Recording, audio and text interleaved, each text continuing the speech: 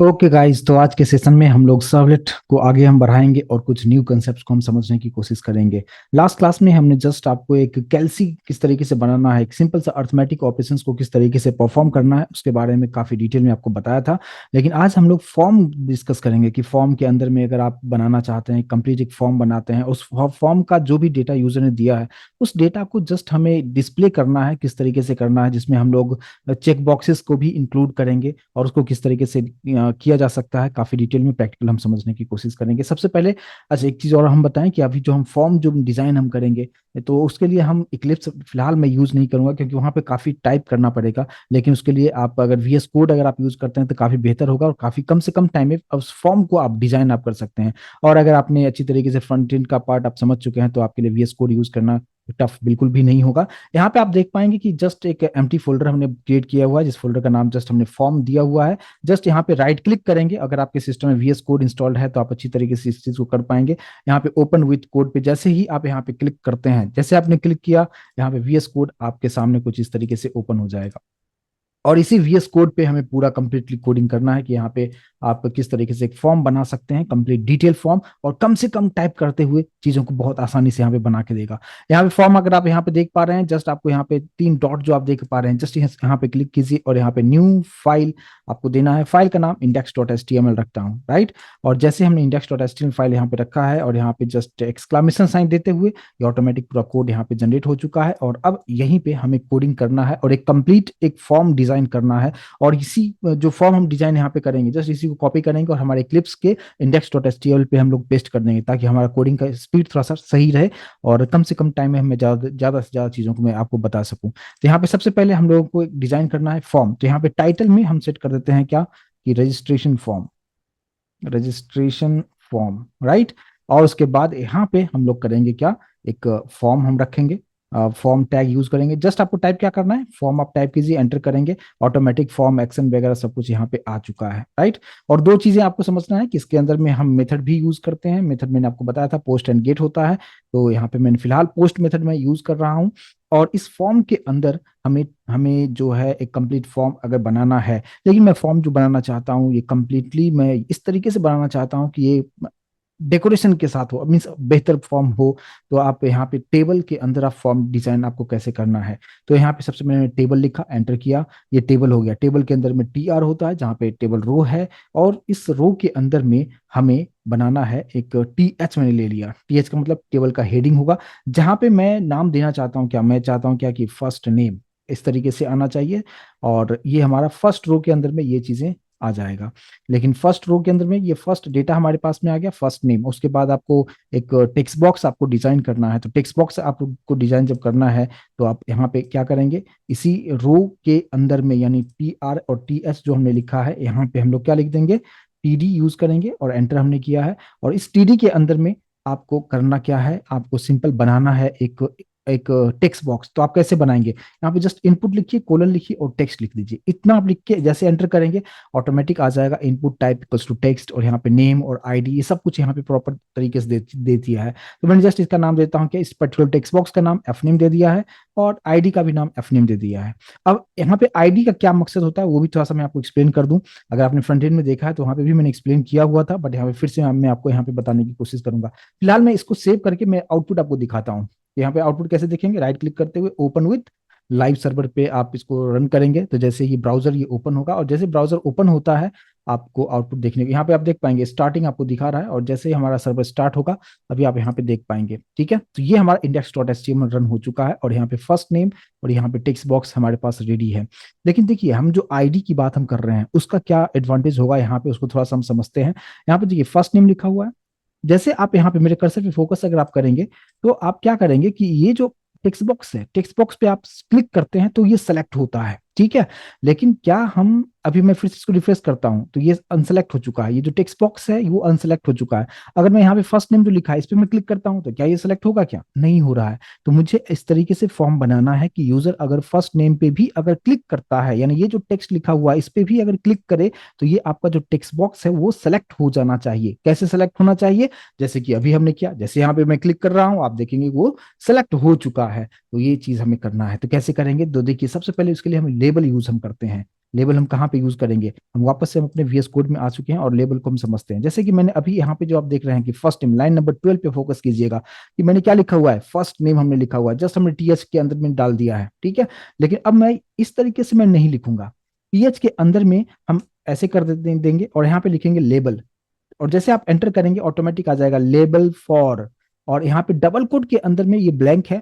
तो यहाँ पे जो आईडी आपने जो दिया है ना, ये आईडी को आप कॉपी कर लीजिए। आईडी में हमने क्या रखा हुआ है, एफ नेम रखा हुआ है, उसी को आप लेबल के अंदर जो लिखा हुआ है यहाँ पे आप डाल दीजिए, और यहाँ पे इसके अंदर आप यहाँ पे डाल दीजिए क्या, फर्स्ट नेम। अब इसको सेव कीजिए। अब यहाँ पे लेबल फॉर, यहाँ पे वही आपको यूज करना है जो हमने टेक्स्ट बॉक्स बनाने के दौरान जो हमें आईडी आपने दिया है, ये दोनों आप नाम सेम आप रखिएगा। इससे एडवांटेज क्या होगा, अब मैं आउटपुट आपको दिखाता हूं। अभी आप देखिए, फर्स्ट नेम दिख रहा है, टेक्स्ट बॉक्स दिख रहा है। पहले क्या हो रहा था, जस्ट हमने टेक्स्ट बॉक्स को क्लिक किया तो ये सिलेक्ट होता था। अब आप देखिए यहाँ पे फर्स्ट नेम जो लिखा है, जैसे मैं इस पे क्लिक करूंगा फिर भी ये सिलेक्ट हो चुका है। तो यूजर कहीं पे भी क्लिक कर सकता है, यहाँ भी कर सकता है, यहाँ भी कर सकता है। अगर यूजर यूजर ने यहाँ पे क्लिक किया, ये सेलेक्ट नहीं हुआ तो भी एक प्रॉब्लम है। तो इसलिए आपको इस बात पे ध्यान देना है, राइट। मैं फिर से रिफ्रेश इशू कर दिया, ठीक है, अभी अनसेलेक्ट है।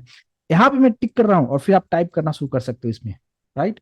पहले ये चीजें नहीं था, तो इसलिए हम लेबल भी यूज हम कर सकते हैं, लेबल के बिना भी कर सकते हैं, बट एक प्रोफेशनल वे है, लेबल जरूर यूज किया कीजिए।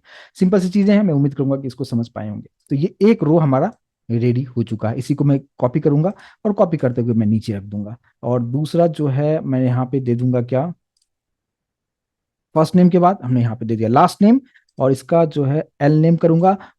ये जो हमारा लेबल है, लेबल फॉर एल नेम, तो इसका मतलब यही होगा कि आपको आईडी में भी वही नाम यूज करना होगा, और ये नेम में भी मैं वही नाम यूज कर रहा हूँ ताकि कंफ्यूजन नहीं हो। और इसको हम सेव करके हम देखेंगे प्रॉपर तरीके से। डिजाइन अभी आप देख पा रहे होंगे, प्रॉपर डिजाइन आपको यहाँ पे देखने को, अलाइनमेंट प्रॉपर आपको देखने को मिलेगा। यहाँ पे क्लिक करेंगे, ये सेलेक्ट हो रहा है। तो ये हो गया, दूसरा पार्ट हो गया। अब हम बात करते हैं कि एक और रो हम यहाँ पे क्रिएट करेंगे, एक रो और हम क्रिएट करेंगे। और हमारे पास जो ये जो इसी रो को कॉपी करते हुए हमें यहाँ पे जस्ट हम पेस्ट पेस्ट कर देंगे।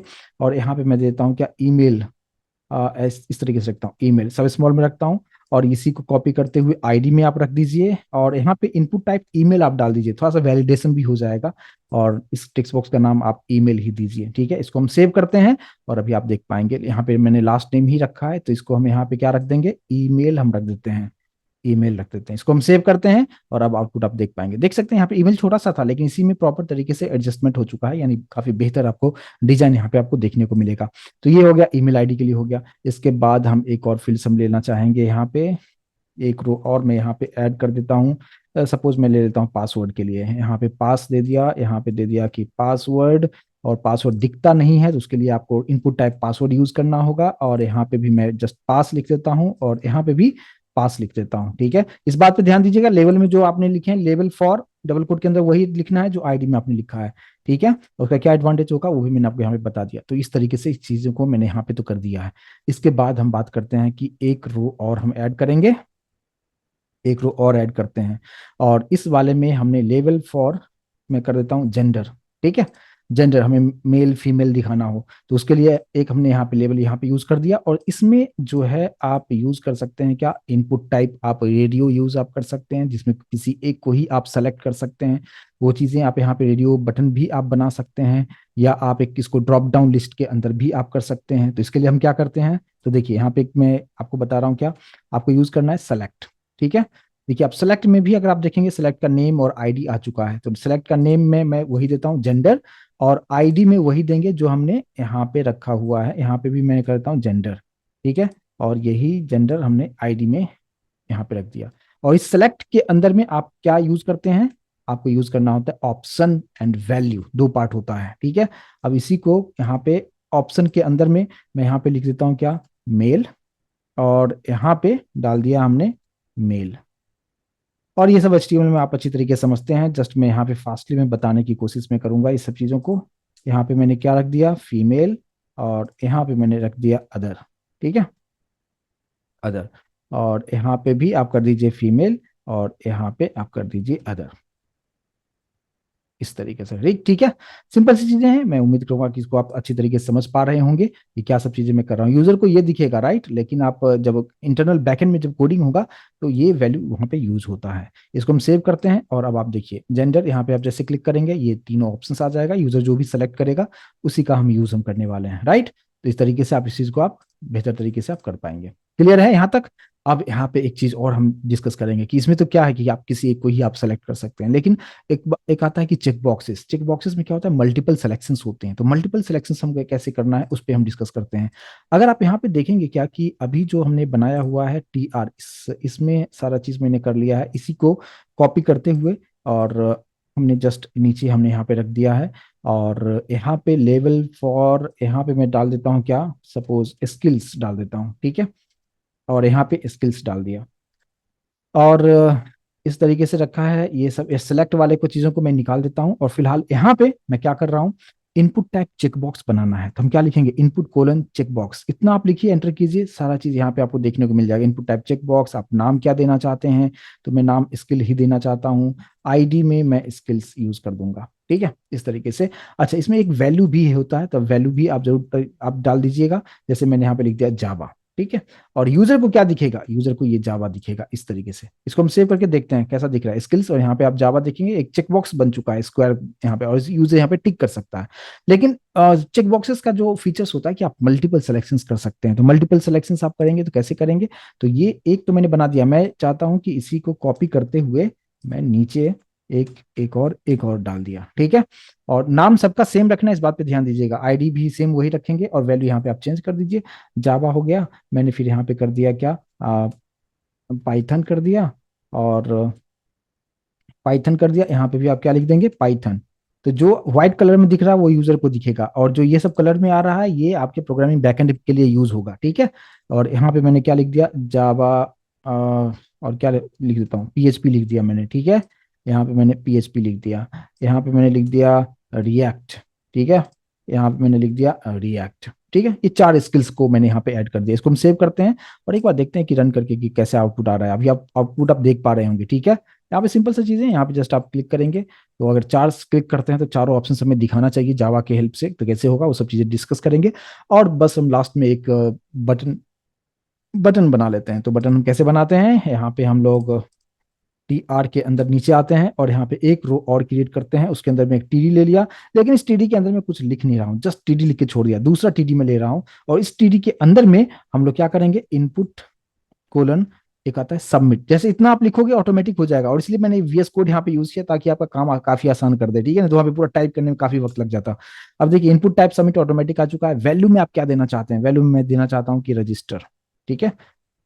और बस इसको हम सेव करते हैं और यहाँ पे देख पाएंगे बटन यहाँ पे बन चुका है। अगर मैं यहाँ पे रखता तो ये बटन यहाँ पे आ जाता है, इसलिए मैं थोड़ा सा एक TD को छोड़ते हुए यहाँ पे कर दिया।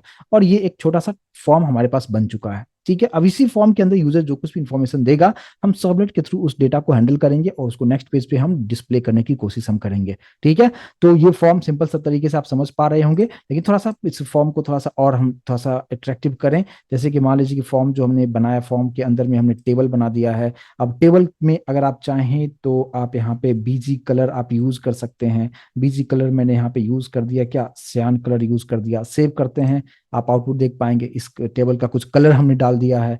ओके, और क्या कर सकते हो आप ये कर सकते हो क्या, कि border, border colour, border colour आप डाल सकते हो। आप मान लीजिए कि बॉर्डर कलर हमने दे दिया, रेड कलर का बॉर्डर में डालने की कोशिश कर रहा हूँ। आप देख सकते हैं कि रेड कलर का बॉर्डर भी बन चुका है, ठीक है।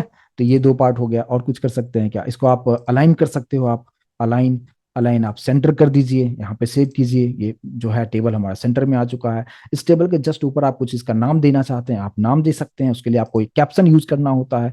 तो आप जस्ट टेबल के नीचे आपको आना है और यहाँ पे एक टैग यूज करना है, क्या, कैप्शन। कैप्शन के अंदर मैंने लिख दिया क्या, रजिस्टर हियर, रजिस्टर हियर। जैसे जस्ट एक सिंपल सा मैसेज दे दिया, ठीक है, रजिस्टर हियर।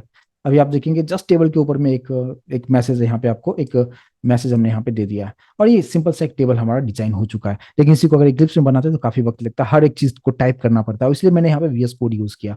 अब इसी कोड को मैं कॉपी कर लूंगा, कॉपी करके हम अपने इक्लिप्स पे आ जाएंगे, ठीक है। इसको मैंने कॉपी कर लिया है, ठीक है। कॉपी करके हम अपने इक्लिप्स पे आ जाते हैं। अभी आपके सामने इक्लिप्स है, और इक्लिप्स में हमने एक प्रोजेक्ट सपोज हमने बना के रखा है, फॉर्म सर्वलेट प्रोजेक्ट, ठीक है। और यहाँ पे आपको सोर्स में जाना है, सोर्स के अंदर मेन है, यहाँ पे वेब ऐप पे राइट क्लिक करना है।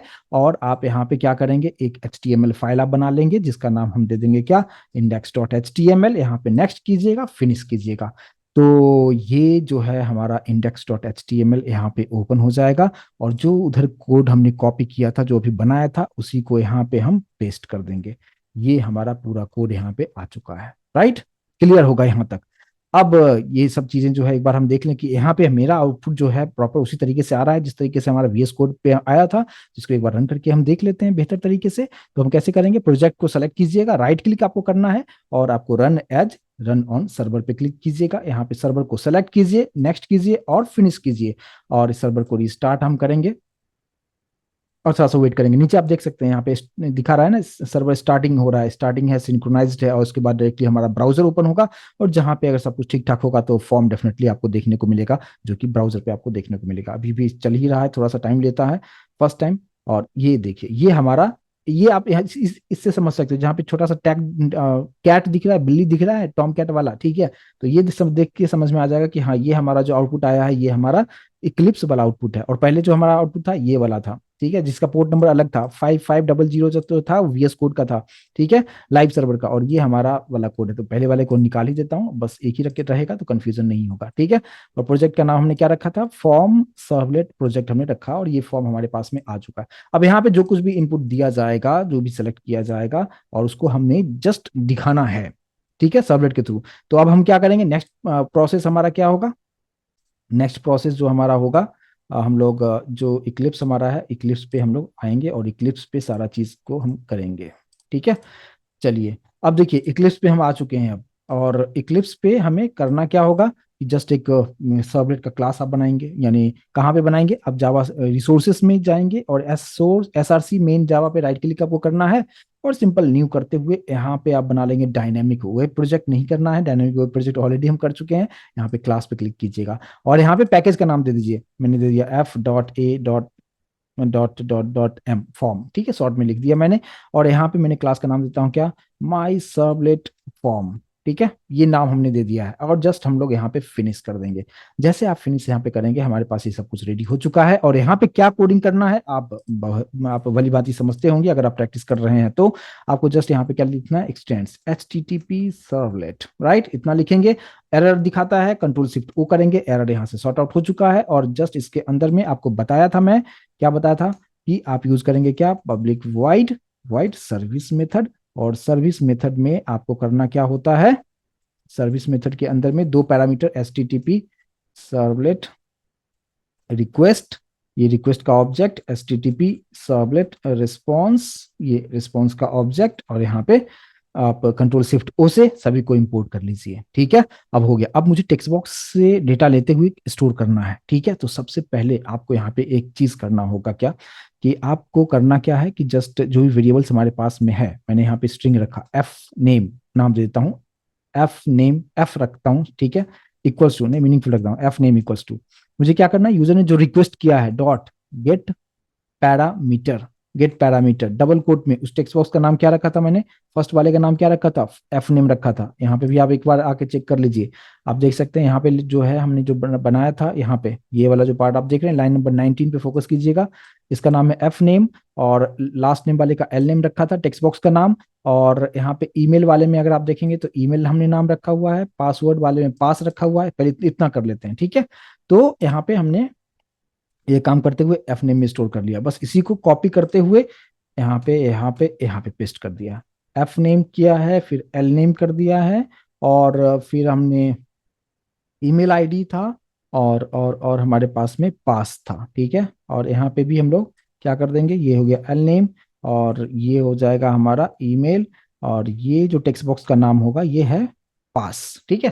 तो ये सभी इस तरफ जो कुछ भी लिखा, गेट पैरामीटर डबल कोड के अंदर हमने जो कुछ भी लिखा, ये टेक्स्ट बॉक्स का नाम है, और उस टेक्स्ट बॉक्स से डेटा लेते हुए हम यहाँ पे इस वेरिएबल में स्टोर कर सकते हैं। ये वेरिएबल का नाम अलग भी रख सकते हैं, मैंने मीनिंगफुल रखा ताकि कंफ्यूजन ना हो, ठीक है। तो ये दोनों अलग अलग चीजें हैं, ये वेरिएबल है जो अभी हमने डिक्लेयर किया है, ये टेक्स्ट बॉक्स का नाम है, इस तरफ जो आप देख रहे हैं, मेरे कर्सर फोकस कीजिएगा, जो डबल कोड के अंदर मैंने जो लिखा है ये टेक्स्ट बॉक्स का नाम है, इस टेक्स्ट बॉक्स से डेटा उठाएगा और इस वेरिएबल में हम स्टोर कर देंगे, और इसी को हमें प्रिंट करवाना है। लेकिन प्रॉब्लम कहाँ पे आएगा उसको आप देखिए। अब नेक्स्ट पार्ट पे आते हैं, जेंडर वाले में।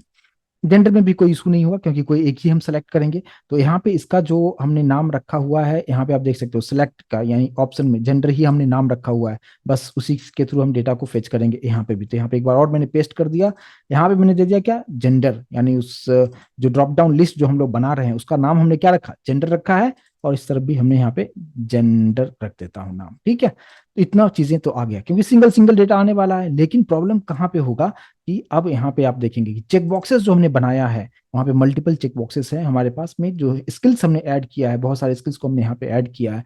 तो अब मुझे यहाँ पे क्या करना होगा, उसके लिए आपको थोड़ा जस्ट डिफरेंट तरीके से काम करना होगा। वो क्या कैसे करेंगे, देखिए आपको क्या करना है कि चेक बॉक्सेस जो है, अभी जो अगर आप आउटपुट आप यहाँ पे देखेंगे, ये वाला जो आउटपुट आप देख रहे हैं हमारा, इसमें क्या हो रहा है कि यूजर क्या करेगा, हो सकता है उसको जावा भी आए, हो सकता है पाइथन भी आए, पीएचपी भी आए, तीनों को उसने सेलेक्ट किया। तो तीनों को सेलेक्ट करके मुझे किसी एक ही वेरिएबल में स्टोर करना होता है। तो उसके लिए मैंने आपको कोर जावा में एक कंसेप्ट बताया था जिसको हम कहते हैं एरे। एरे का कंसेप्ट, एरे का काम क्या है, एरे का काम यही है कि मल्टीपल वैल्यूज को हम सिंगल वेरिएबल में स्टोर करके हम रख सकते हैं। बस वही चीजें आपको यहाँ पे भी करना है। तो हम कैसे करेंगे, कोडिंग पे हम लोग आते हैं, और किस तरीके से हम यहाँ पे कोडिंग करेंगे उसके लिए थोड़ा सा मेथड्स आपको अलग यूज करना पड़ेगा। और वो क्या यूज करना पड़ेगा, देखिए हम स्ट्रिंग तो रखेंगे, ठीक है। स्किल के लिए मान लीजिए एक एस एक वेरिएबल दे दिया, लेकिन यहाँ पे एरे सिंबल हम दे देंगे, स्क्वायर ब्रैकेट। एरे में आप जानते हैं, अच्छी तरीके से समझ चुके होंगे, यहाँ पे एरे में इस तरीके से रखेंगे। फिर हम क्या लिखेंगे, रिक्वेस्ट डॉट गेट पैरामीटर, और यहाँ पे आपको मिलेगा गेट पैरामीटर में। आप थोड़ा सा फोकस कीजिएगा, अभी तक हम लोग सिर्फ गेट पैरामीटर लेते थे, लेकिन अगर मल्टीपल वैल्यूज अगर हो तो गेट पैरामीटर वैल्यूज लेते हैं। यानी फर्स्ट वाला जो ये जो देख रहे हैं, ये वाला लेते हैं। दोनों में डिफरेंस समझ में आ रहा होगा। अभी तक हम लोग सिर्फ गेट पैरामीटर यूज करते थे, सिंगल सिंगल डेटा हमें लेना है, टेक्स्ट बॉक्स में एक डेटा दिया है उसी को मैं स्टोर कर दिया।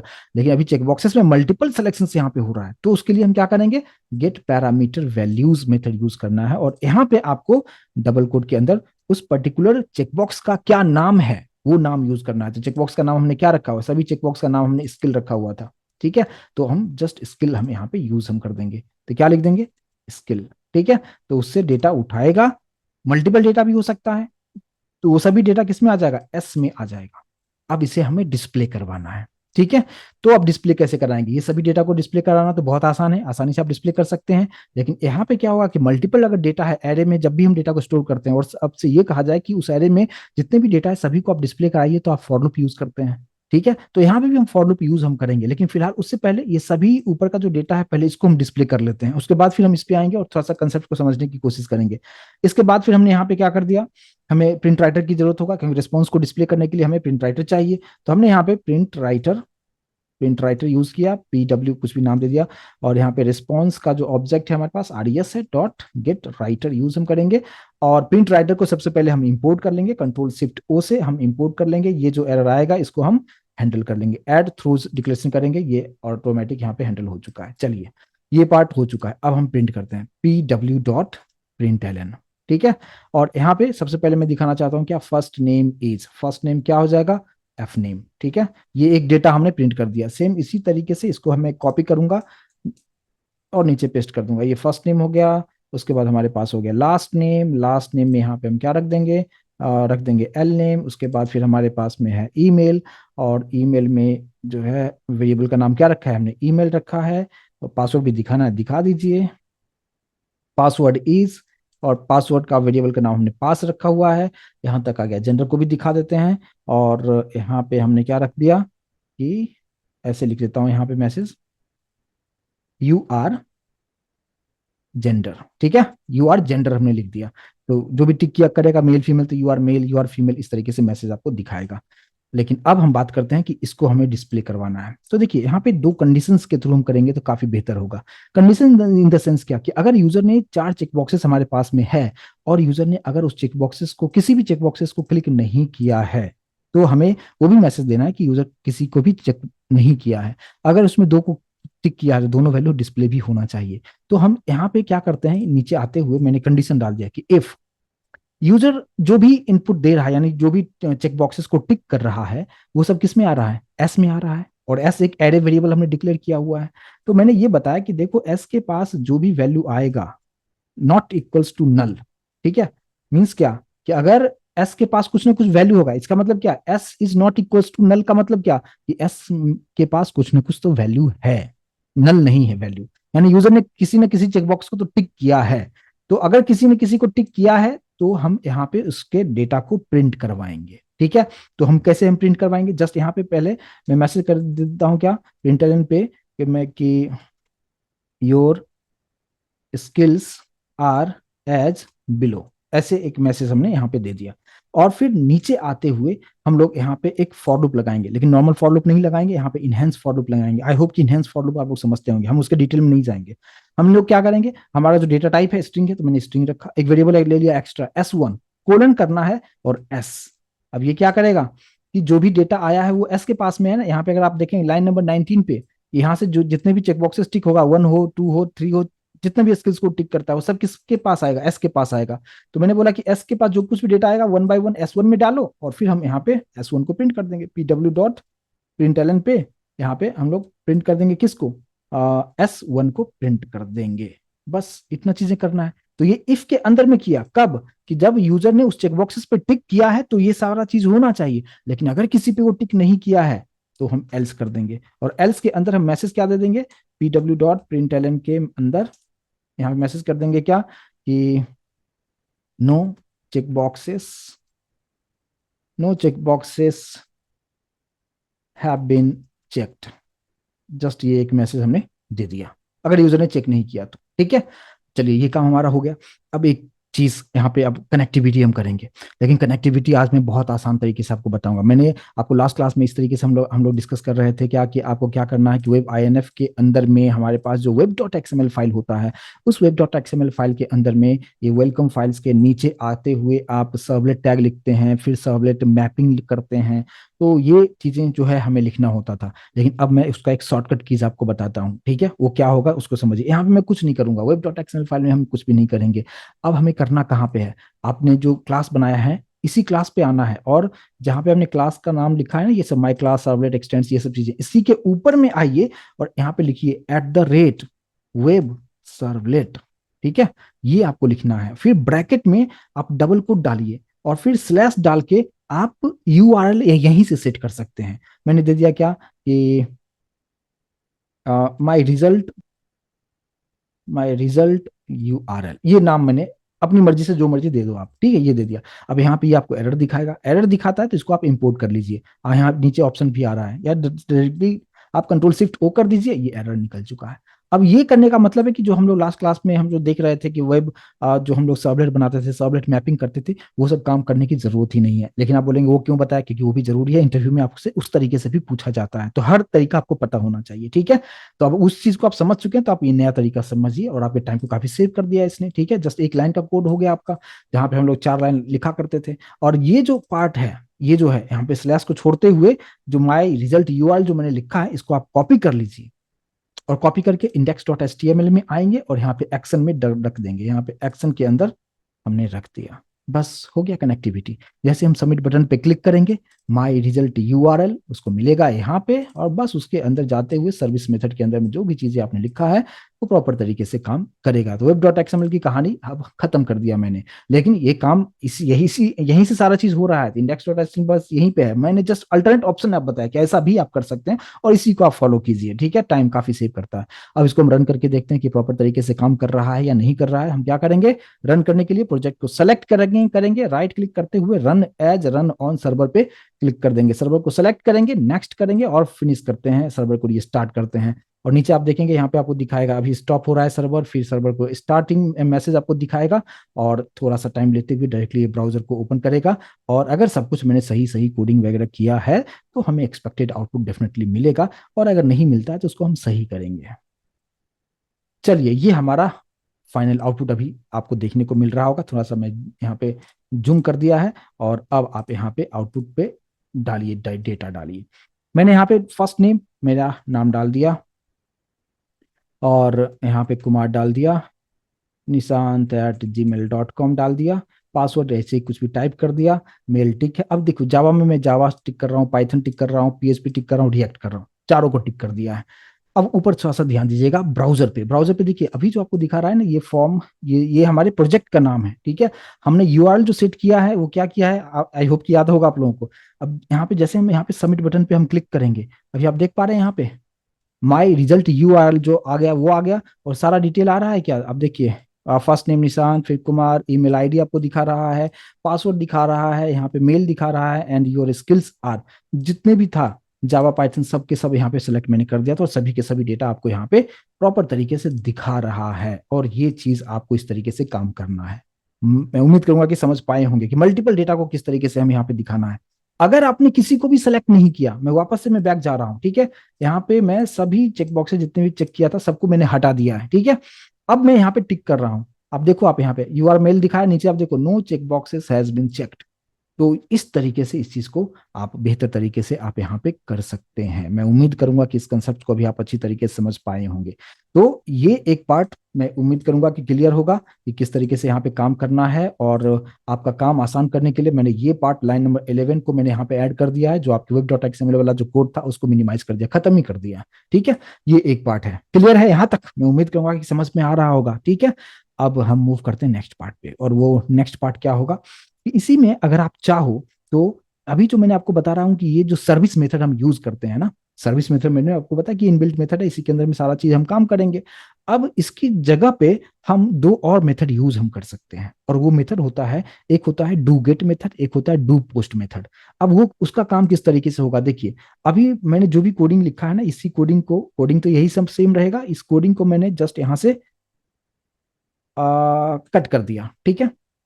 और कट करने के बाद, एक सेकेंड, मैं ये कर रहा हूँ क्या कि ये इफ वाला जो है, इफ एल्स वाला जो पार्ट है, इतना पार्ट को मैंने यहाँ से हटा दिया है, और ये मेथड जो कुछ भी यहाँ पे लिखा था ना, यहाँ पे सर्विस मेथड, उसकी जगह पे मैंने लिख दिया डू पोस्ट मेथड। ठीक है, ये भी इनबिल्ट मेथड है, एचटीटीपी सर्वलेट के अंदर में ही आता है। अब इस पे भी काम कर सकते हो, सेम काम। ठीक है, तो ये तीन हमारे पास मेथड आता है किसी भी अंदर के प्रोसेस को, यानी आप यूजर से जो कुछ भी आप रिक्वेस्ट आ रहा है उसको हैंडल करने के लिए सिर्फ हमारे पास सर्विस मेथड ही नहीं है, हमारे पास डू पोस्ट मेथड भी है। तो हमने सिर्फ क्या चेंज किया, डू पोस्ट चेंज कर दिया, बाकी कोई भी चीजों को मैं चेंज नहीं कर रहा हूँ, और जो कोड मैंने यहाँ से पहले जो लिखा हुआ था जस्ट यहाँ पे रख दिया है।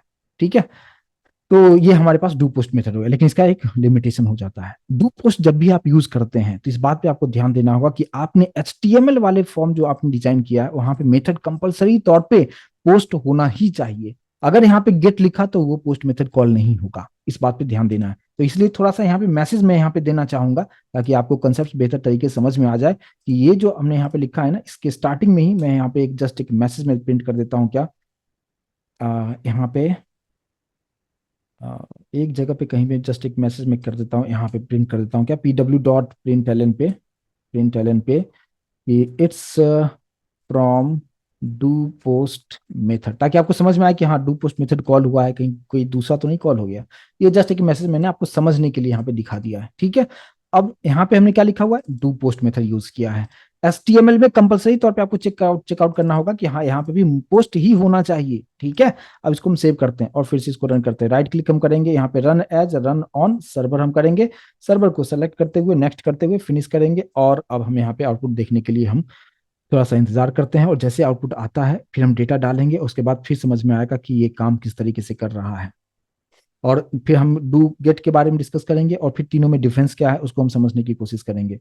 तो जैसे ये हमारा रन होता है, जस्ट देखिए यहाँ पे ये रन हो चुका है हमारा, और अब हम यहाँ पे कुछ डेटा डालते हैं। ठीक है, मैंने यहाँ पे डाल दिया निशांत कुमार, nisanт@gmail.com पासवर्ड डाल दिया, यहाँ पे जस्ट हमने जावा टिक कर दिया, और यहाँ पे मैं क्लिक कर रहा हूँ। अभी आप देखिए सबसे ऊपर जो मैसेज आपको दिखा रहा है, it's from do post method, यानी ये डू पोस्ट मेथड प्रॉपर तरीके से काम कर रहा है, कोई प्रॉब्लम यहाँ पे नहीं है। लेकिन कंडीशन मैंने आपको बताया कि जब भी डू पोस्ट मेथड अगर आप यूज करते हैं तो इस बात को ध्यान रखें कि HTML में जो मेथड है वो कंपलसरी तौर पे पोस्ट होना चाहिए। अगर गेट होगा तो आपको यहाँ पे एरर दिखाएगा, वो भी मैं आपको करके आपको दिखाता हूँ। ठीक है, अभी देखिए अब हमने क्या किया कि इंडेक्स जो HTML वाला फाइल था, यहाँ पे मैं कर देता हूँ गेट मेथड। ठीक है, डबल कोट के अंदर में क्या रख दिया, गेट मेथड रख दिया। यहाँ पे गेट मेथड है, लेकिन यहाँ पे हमारे पास डू पोस्ट मेथड रखा हुआ है। ठीक है, अब ये रन होगा क्या, अब इसको करके देख लीजिए कि क्या प्रॉब्लम हो सकता है। यहाँ पे रन ऑन सर्वर हम फिर से करते हैं, और फिर से हम रन करके हम देख लेते हैं। ठीक है, अब ये चीजें प्रॉपर तरीके से आ रहा है, क्योंकि HTML तो रन करेगा ही करेगा। अब यहाँ पे डेटा डाल के देखते हैं, मैंने फिर से डेटा हमने डाल दिया है, और यहाँ पे कुछ भी ईमेल आईडी मैंने डाल दिया है, और पासवर्ड डाल दिया है, यहाँ पे जावा को टिक कर दिया, और रजिस्टर बटन पे जैसे आप क्लिक करेंगे आपको इस तरह से एरर आपको दिखाएगा। और एरर क्या है? एरर आप यहाँ पे देख सकते हैं, HTTP status 405 method not allowed. Method क्या मतलब क्या है? अभी जो मैं यूज कर रहा हूँ डूपोस्ट मेथड यूज कर रहा हूँ, लेकिन हमारे HTML वाले फाइल से आ रहा है क्या, वो सर्च कर रहा है गेट मेथड को, लेकिन हमारे पास जो जावा क्लास हमने जो बनाया है उसमें हमने मेथड रखा है डूपोस्ट मेथड, इसलिए ये प्रॉब्लम क्रिएट करता है। तो इस बात पे आपको ध्यान दीजिएगा कि जब भी आप डूपोस्ट मेथड यूज करते हैं तो HTML वाला फाइल में जो मेथड का नाम है पोस्ट होना चाहिए, ठीक है? मतलब जो वहां पे रहेगा वही आपको यूज करना है। फिर नेक्स्ट पार्ट आता है क्या, कि अगर आप गेट यूज करते हो तो काम करेगा ही करेगा, क्योंकि उधर हमने गेट लिखा है। अब देखिए, एक ही क्लास के अंदर में जैसे हमने अभी डू पोस्ट मेथड लिखा है, ठीक है, इसी को मैं कॉपी कर लिया, कॉपी करके हमने नीचे पेस्ट कर दिया है। अब हमारे पास क्या हो गया, डू पोस्ट मेथड दो दो हो गया। अब यहाँ पे मैं कर देता हूँ क्या, गेट मेथड। अब एक ही प्रोग्राम में, एक ही क्लास के अंदर में हमारे पास डू गेट मेथड भी है और एक ही में डू पोस्ट मेथड भी है। तो ये काम करेगा क्या, अभी हमारे पास में क्या कौन सा है, यहाँ पे गेट है, तो ये क्या करेगा, गेट मेथड वाले को जाके कॉल कर देगा।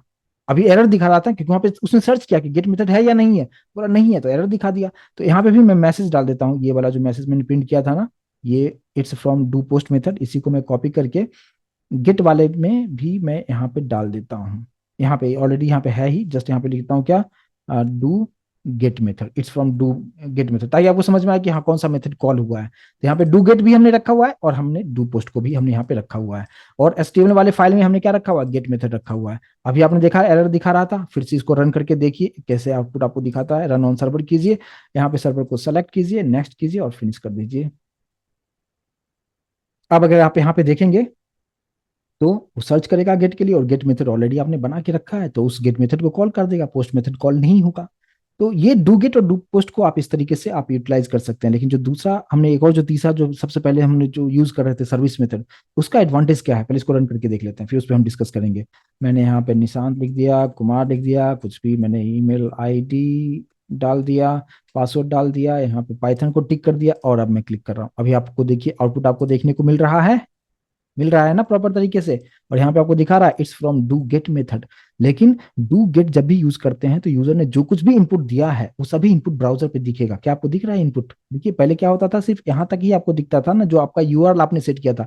लेकिन उसके बाद का सारा कहानी दिख रहा है कि यूजर ने उस टेक्स्ट बॉक्स के अंदर क्या क्या डेटा दिया, इस ब्राउजर को डिस्प्ले दे रहा है, डिस्प्ले पे दिख रहा है। तो इसलिए डू गेट हम ज्यादा प्रीफर नहीं करते हैं, क्योंकि उतना सिक्योरिटी पॉइंट ऑफ व्यू से हम डू गेट का यूज हम नहीं करते हैं। तो डू पोस्ट से क्या होता है कि आप यूजर ने जो कुछ भी इनपुट दिया है वो ब्राउजर पे हिडन रहता है, वो दिखता नहीं है। तो ये do get and do post का डिफरेंस है, कि डू गेट अगर है तो ब्राउजर पे दिखेगा, डू पोस्ट है तो ब्राउजर पे नहीं दिखेगा, राइट? तो आप देख सकते हैं जो कुछ भी हमने नीचे टेक्स्ट बॉक्स में डिटेल दिया था वो सब कुछ ऊपर दिख रहा है। तो ये चीज दोनों में डिफरेंस समझ में आया होगा। लेकिन अगर हम सर्विस मेथड यूज करते हैं तो सर्विस मेथड जो है इंडिपेंडेंट हो जाता है, कि अगर HTML से अगर गेट मेथड आप यूज किया हो, या आपने index.html वाले फाइल में आपने पोस्ट मेथड यूज किया, उसे कोई मैटर नहीं करता है, सर्विस मेथड कॉल होगा ही होगा, ठीक है?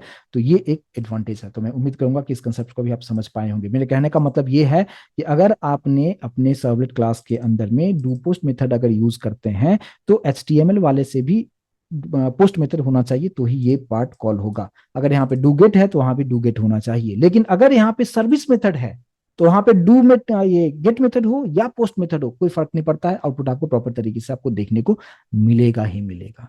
तो ये डिफरेंस है, वो भी मैं करके दिखा दूं क्या? यहाँ पे मैंने आपको क्या बताया, सर्विस मेथड, राइट? और नीचे वाला पार्ट जो है ये सब चीजों को मैं निकाल देता हूँ, ठीक है? इसको मैंने यहाँ पे निकाल दिया। तो अभी हमारे पास में क्या है, सर्विस मेथड, जो पहले अभी तक हम लोग यूज कर रहे थे। अब यहाँ पे आप गेट हो या पोस्ट हो कोई फर्क नहीं पड़ेगा, आउटपुट आपको प्रॉपर तरीके से दिखाएगा। इसको भी रन करके देख लीजिए, कहीं पे भी थोड़ा भी डाउट नहीं होना चाहिए, ठीक है? अब इसको भी रन करके आप देख लीजिए। तो ये आपसे इंटरव्यू में पूछा जाता है ये सब चीजें, और इसलिए मैं इतना एक एक चीज को बारीकी से बता रहा हूँ। थोड़ा सा टाइम लग रहा है, लेकिन मैं हर एक चीज को क्लियर करने की कोशिश करता हूँ कि आपको कंफ्यूजन ना हो कि हम सर्विस मेथड कब यूज करेंगे, डू गेट डू पोस्ट का काम वही तीनों से वही चीजें कर रहे हैं। लेकिन HTML से कनेक्टिविटी का जो प्रॉब्लम है उसको मैं यहाँ पे बताने की कोशिश किया कि आप किस तरीके से यहाँ पे काम कर सकते हैं। तो अब ये आप यहाँ पे देख सकते हैं, यहाँ पे डेटा मैंने कुछ भी के दे दिया, NNN दिया, ईमेल आईडी मैंने कुछ डाल दिया, ठीक है, पासवर्ड कुछ डाल दिया, यहाँ पे जावा को टिक कर दिया। आप क्लिक कर रहे हैं, अभी आप देख सकते हो यहाँ पे मैसेज मैंने ये वाला मैसेज वैसे में लिखा था तो वही मैसेज यहाँ पे दिखा रहा है, लेकिन ये प्रॉपर तरीके से काम कर रहा है। लेकिन ये किस में लिखा हुआ था, सर्विस मेथड के अकॉर्डिंग चल रहा है। तो सर्विस मेथड के लिए आप HTML वाले फाइल में आप जो मर्जी हो लिख लो, उससे कोई फर्क नहीं पड़ता। यहाँ पे पोस्ट होता तो भी रन होता, पोस्ट वाले पे भी स्टार्टिंग में मैं पोस्ट करके ही आपको रन करके दिखाया था, और अगर गेट है तो भी कोई प्रॉब्लम नहीं होता है। तो ये एक पार्ट है, मैं उम्मीद करूंगा कि समझ पाए होंगे। तो कंप्लीट फॉर्म किस तरीके से डिजाइन करना है, जिसको कि मैंने VS कोड इसलिए यूज किया, काफी आपके कोड को आसान करता है, फास्टली कोड कर सकते हैं। यहाँ पे टाइप करने में काफी वक्त लगता है, इसलिए मैंने वहाँ VS कोड यूज कर दिया। आप भी यहाँ पे यूज कीजिए, ठीक है। और जस्ट वहां से कॉपी करके यहाँ पे डाल दीजिए, और फिर सर्वलेट का कोडिंग यहाँ पे कीजिए, और हर एक चीज को मैंने यहाँ पे बताने की कोशिश किया। उम्मीद करूंगा कि इस कंसेप्ट को अभी आप समझ पाए होंगे। तो बस आज के सेशन में इतना ही रखते हैं, और फिर हम लोग मिलते हैं नेक्स्ट क्लास में, आगे का पार्ट हम डिस्कस करेंगे। और प्लीज प्रैक्टिस जरूर आप करके आप देखिएगा इस तरीके से, ताकि कंसेप्ट को आप बेहतर तरीके से समझ पाएंगे। ऑल क्लियर है? प्लीज एक बार कंफर्मेशन जरूर दीजिए।